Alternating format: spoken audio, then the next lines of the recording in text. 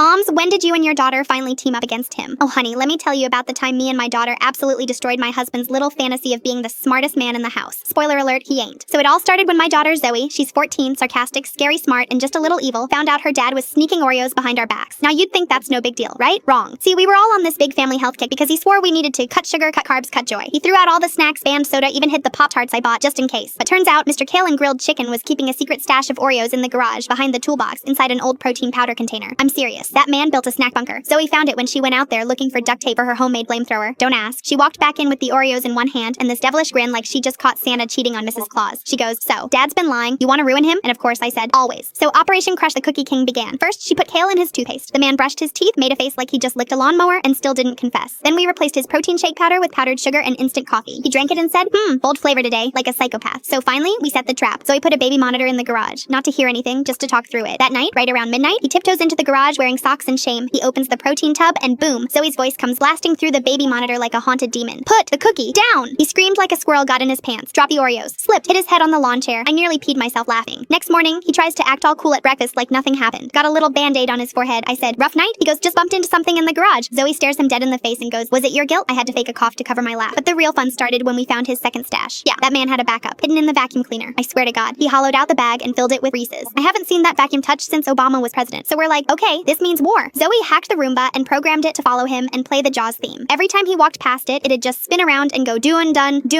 until he ran into the bathroom like he was being hunted. But then came the final blow. Zoe made him a green smoothie for breakfast. Real healthy looking, full of blended spinach, almond milk, flaxseed, and just a touch of wasabi. He took one sip and turned into a fire hydrant. He didn't talk for 3 hours, just pointed at his mouth and paced the hallway like a ghost. That afternoon, he walked into the kitchen, looked at us both, raised his hands and said, "I surrender. I'll buy y'all donuts. Just stop haunting me." Zoe leaned in real close and whispered, "Justice is sweet, like Oreos." We laughed for like 20 minutes. But the kicker? The next day we found his journal. Yeah, he keeps one. And in it he wrote, "Day 36. They know. I'm being watched. The Roomba has turned." He tried to burn it in the backyard, but Zoe had already made copies. We keep one in a frame over the fireplace. Moral of the story? Don't mess with a mom and her chaotic daughter, especially not over cookies. You will lose, and your vacuum will never forgive you.